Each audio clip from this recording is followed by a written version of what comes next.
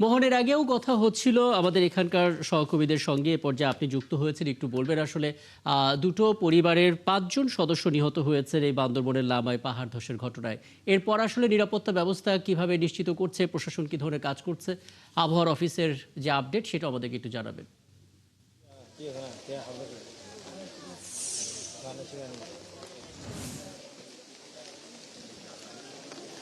রাকিব, সবগুলো উত্তরই দিব, কিন্তু তার আগে শুরুতে একটু বলে রাখি আমি এখন আছি যে জায়গায় আসলে এখানে যে ৫ জন মারা গেছে, একজন শিশু সহ, সেইখানে তাদের মরদেহগুলো নিয়ে আসা হয়েছে এবং এখানে জানাজা শেষে তাদের দাফনের যে ব্যবস্থা সেই পর্যায়ক্রমে যাচ্ছে। এখানে আপনি দেখতে পাচ্ছেন যে এখানে প্রচুর এলাকাবাসী রয়েছে। এটি লামার আজিজনগর ইউনিয়নের বাসিন্দারা। তারা এই ধরনের ঘটনা আসলে তারা অভ্যস্ত না। হঠাৎ করে পাহাড় ধসে এরকম দুটি পরিবারের ৫ জন মারা যাবে, তারাও ভেবে পায়নি। সেই জায়গায় এলাকাবাসী এবং স্থানীয়রা কিন্তু এখানে তাদের শেষ দেখা দেখতে এসেছেন এবং এখানে জমায়েত হয়েছেন। আমরা জানছিলাম যে গতকাল মধ্যরাতের আসলে ঘটনা এটি। আমরা যদি একটু দেখাই সামনে গিয়ে, যে 5টি লাশে আসলে খাটিয়ার মাধ্যমে এখানে সারিবদ্ধভাবে রাখা হয়েছে এবং এই অল্প সময় আজান পড়েছে, অল্প সময় পর জানাজা শুরু হবে। এখানে সেনাবাহিনী রয়েছে, এখানে পুলিশ রয়েছে, নিরাপত্তা বাহিনীরা রয়েছে, এখানে যারা স্থানীয় নেতা থেকে শুরু করে জনগণ তারা রয়েছে। আমরা কয়েকজনের সাথে কথা বলবো। একটু পরিবারের সদস্যদেরকে একটু দেখতে পাচ্ছি, আমরা একটু কথা বলতে চাই। আপনার সাথে একটু কথা বলি। আপনার কি হতেন এবং কি? ছোট বোন হয়। আপনি একটু পুরো ঘটনা যদি একটু আমাদের শোনান। রাতের 2টা-2:30টার দিকে পাহাড় ভাঙছিল। তারপর ওনার ছেলে যেটা মারা গেছে ওনাকে ডাকছিলাম, ছোট ছেলেকে ডাকছিলাম, আর একটা পাশের একটা লোক ডাকছিলাম। উনি এসে বলতেছে পাহাড় ভাঙছে, একটু দেখেন। ওরা বলতেছে ওই আমার বোন যে মানে কি হচ্ছে এটা দেখি নাই আমরা। পাহাড় ভাঙছে, আমি আর আমার ছেলে আছে একটা, ওদেরকে নিয়ে ঘরে ঢুকে গেছি। ওনার ছেলে আর ওরা ঢুকে গেছে। আধা ঘন্টার পর ওনার ছেলেটা মানে ওদেরকে পাহাড় বনে ওইরা মারা গেছে। তারপর আমি ওখানে যাই ওদেরকে বার করার সময় তারপর আমার বোনকে আমি বার করি। আপনার পরিবারে আর কে কে ছিলেন? আমার পরিবার আর কেউ ছিল না। আমরা 2 বোন আর আমরা একটা ছেলে। আর আমার বোনের জামাই হাজবেন্ড মারা গেছে। এখানে আমরা সেনাবাহিনীর কয়েকজন সদস্যদেরকেও দেখতে পাচ্ছি। আমরা একটু যদি আপনার সাথে একটু কথা বলার চেষ্টা করি। আপনি যদি একটু বলেন এই ঘটনা কিভাবে হয়েছিল এবং আপনাদের কি ব্যবস্থা নিচ্ছে। আমরা ঘটনার পরপরই আলীকদম জোন সদর থেকে আসছি। আমরা ওনাদেরকে সুবিধা অসুবিধা জানার চেষ্টা করছি। পরবর্তীতে আমরা তাদেরকে আমরা নাম্বার দিয়ে যাচ্ছি।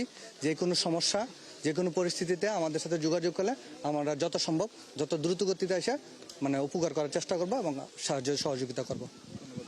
রাকিব, শুনছিলেন আসলে এখানে একটি বেদনাবিধুর পরিস্থিতি। এখানে যারা পরিবার রয়েছে ক্ষতিগ্রস্তদের, তারা এসেছেন। এখানে শেষ বিদায়ের প্রস্তুতি নেওয়া হচ্ছে। মরদেহগুলো খাটিয়ার মাধ্যমে রাখা হয়েছে। জানাজা শেষে অল্প সময়ের মধ্যে হয়তো তাদেরকে দাফন করা হবে। এলাকায় একটি শোক স্তব্ধ একটি পরিবেশ বিরাজ করছে। আমরা আপনার মাধ্যমে পরবর্তী খবরে আসলে লামা সহ একদম এবং মৃত্যু অপূরণীয় ক্ষতি, কিন্তু তারপরে কিছুটা স্বস্তির ব্যাপার হচ্ছে এই দুর্ভোগপ্রাপ্ত পরিবারের পাশে প্রশাসন এসেছে এবং সেটা সদস্যরাও রয়েছেন। নিশ্চয়ই আপনি আছেন আমাদের সঙ্গে। কক্সবাজার চকরিয়া যেতে চাই, কারণ বুধবার রাত 3টার দিকে সেখানেও পাহাড় ধসের ঘটনা ঘটেছে এবং 2 কিশোরী মারা গেছেন, গুরুতর অবস্থায় উদ্ধার করা হচ্ছে 1 তারিখে এবং ধারণা করা হচ্ছে তারা একই পরিবারের সদস্য। বাকি আলাপটা একটু জেনে নিতে চাই। সহকর্মী তারেক হায়দার যুক্ত হচ্ছেন আমাদের সঙ্গে। তারেক হায়দার, একটু বলবেন আসলে ঘটনাটা এবং এরপর আসলে নিরাপত্তা ব্যবস্থা কেমন হলো? আশ্রয় কেন্দ্র খবরটা একটু জানাবেন, কারণ অনেকে আসলে নিরাপদ আশ্রয় নিয়ে যাওয়া হচ্ছে। তারেক।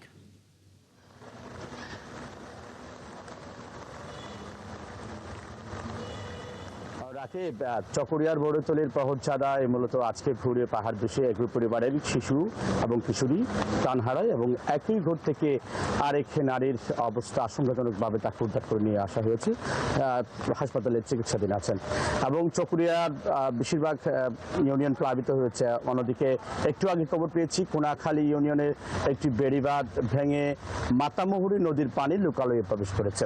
একই সাথে চকরিয়া পেকুয়া উপজেলায় আরও বেশ কয়েকটি বেড়িবাঁধ ভেঙে লোকালয়ে পানি প্রবেশ করছে, এই তথ্য আমাদের কাছে আছে। একই সাথে যখন ভারী বৃষ্টি হচ্ছে, এখনো ভারী বৃষ্টি অব্যাহত আছে।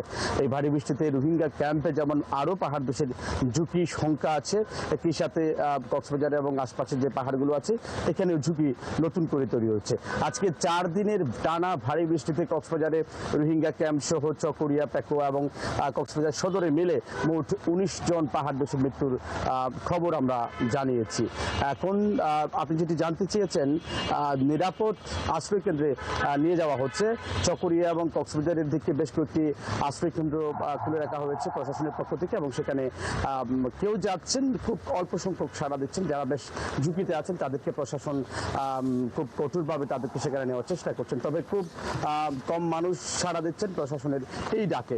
একদম একদম। এবং আপনি তো আছেনই, আপনার মাধ্যমে আশ্রয় কেন্দ্রের আপডেট ক্ষণে ক্ষণে পেতে থাকবো। ধন্যবাদ যুক্ত হওয়ার জন্য। আমাদের সহকর্মীরা বান্দরবন এবং কক্সবাজার থেকে যুক্ত হয়েছিলেন, যথাক্রমে বকুল ইসলাম এবং তারিক হায়দার। নিশ্চয়ই তারা আছেন, আরও আপডেট তাদের কাছ থেকে পাবো।